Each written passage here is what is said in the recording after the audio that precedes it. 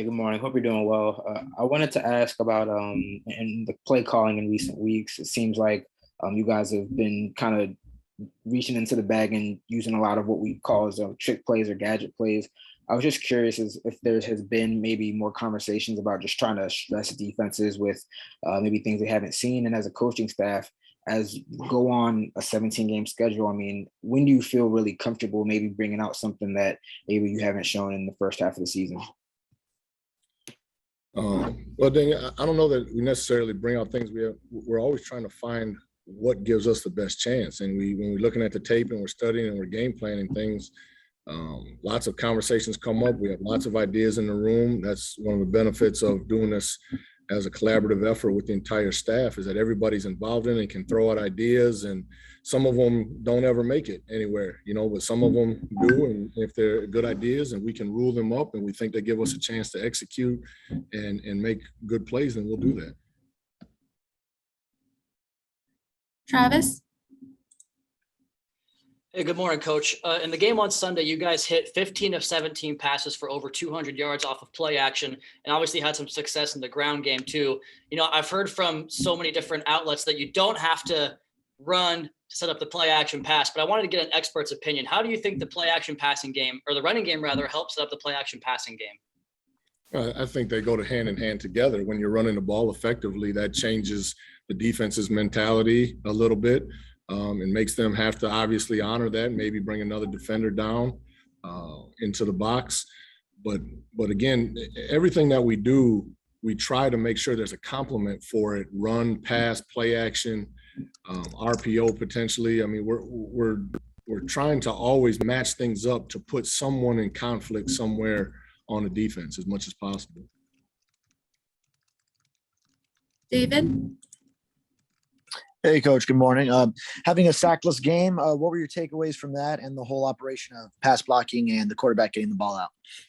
Well, obviously, no sacks in the game is something that we can build on, and we want to build on going forward. I think that's credit to Lem and the offensive line group, and that they are working continually to offset some of the things that have given us some problems earlier in the year. So this is 1 week. We got to keep building on it, though. It's not a finished product by any stretch of the imagination. And the backs can play a part in that. The tight ends are a part of that. So, and the quarterback as well, making quick decisions and throwing the ball and getting the ball out of his hands. So we're all involved in that. And, but I think up front, the line, they really took the challenge that they're trying to, they're working as hard as they can to make sure that we're going to protect these quarterbacks. Barry? Hi, Eric. Over the years, what did you like about Duke Johnson's skill set, just watching him as an NFL player? Did he show those skills in his debut on Sunday for you guys? Yeah, I think the one thing you see, Duke has played a lot, so he came in here and in the meetings, you could tell that he had a background with experience with dogs, blitzes, different kind of run schemes.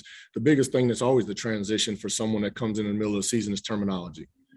And that's the biggest hurdle that guys have to come in. It's still X's and O's and people are lined up in the same places, but what we call things is different.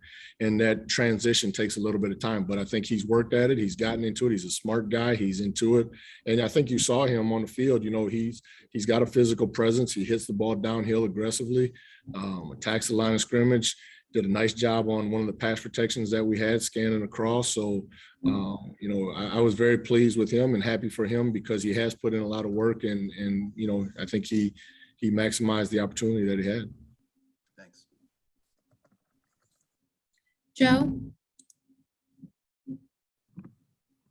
Hey, Coach, how's it going? I wanted to ask you about Tua Tagovailoa's long passing touchdown to Mac Hollins. What was your perspective on that play and on that throw?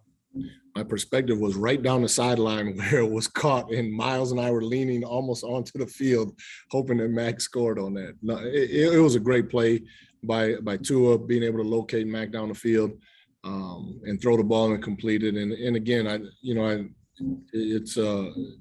we're always looking for those explosive plays when we can get them. We were able to locate that one and make the most of it.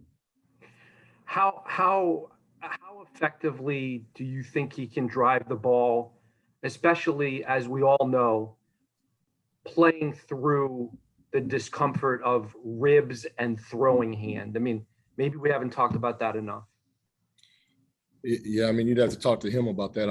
I'd be speaking probably out of place as to how all that works. I just know this, that, Tua's a competitive person. He comes in here, he's working his tail off to try to do everything that he needs to do to get ready for games. And he's out there when we need him, and he's playing as hard as he can, and he's doing all he can to support this team and his team supporting him.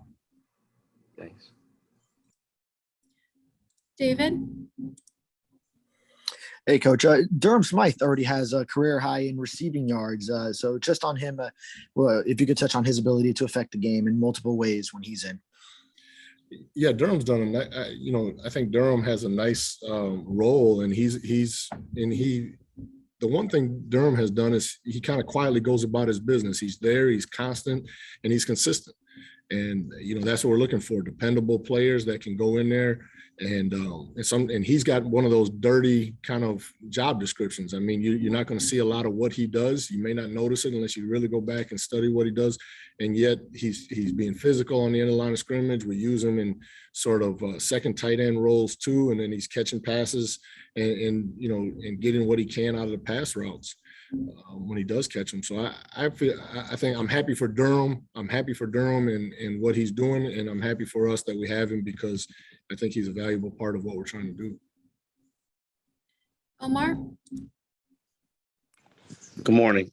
There has been a noticeable theme in terms of what coaches and players have been saying during this 3-game winning streak, that you guys have been practicing better. I want to get your thoughts on what basically quantifies better practices. How do you know you're practicing better other than the results have changed? What in your eyes have you guys seen that says, hey, these practices are better?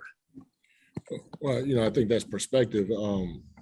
Who's ever saying that, I think you'd have to ask them how they're quantifying that. I think our guys come to work every day, and they're preparing in the meetings, they're attentive in the meetings, they're on top of the information that we're giving them.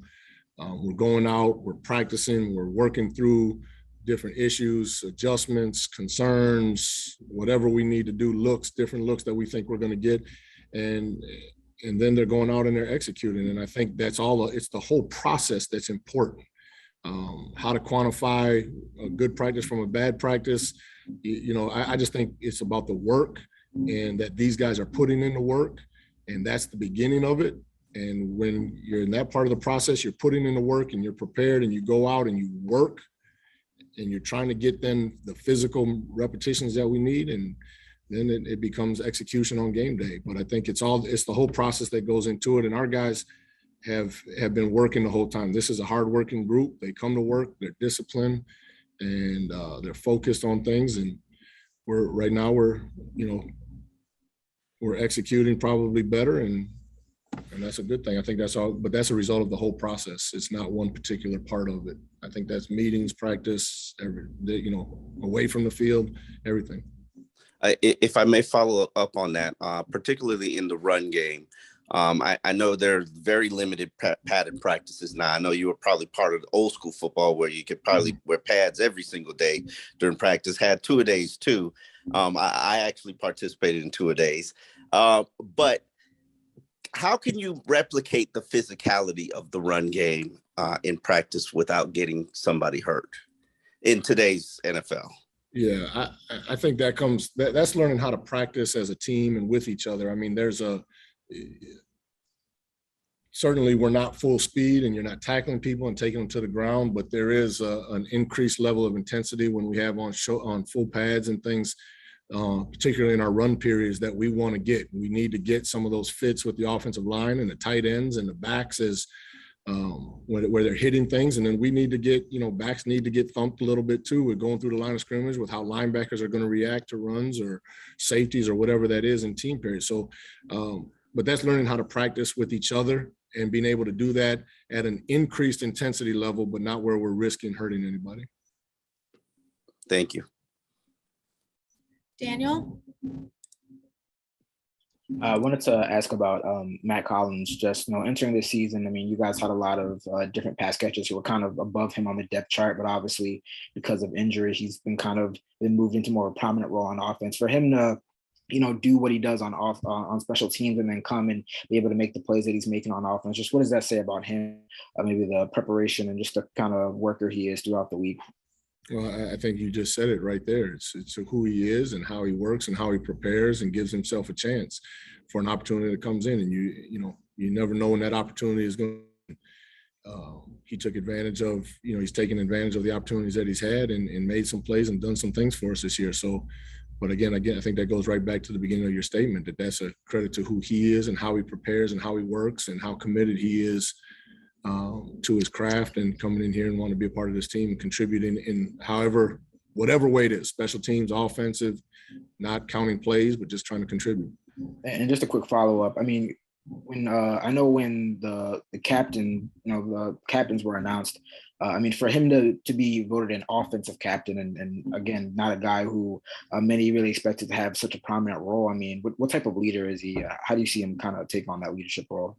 Well, he's got, he brings great energy every day. That's the one thing about Mac. He's got energy every day in the meetings, in the building, on the practice field, and who he is. That's his personality. And that energy, I think, though, is also channeled the right direction in his preparation and his effort on the practice field and what he's doing. And again, that's preparing him for opportunities that have presented themselves to him.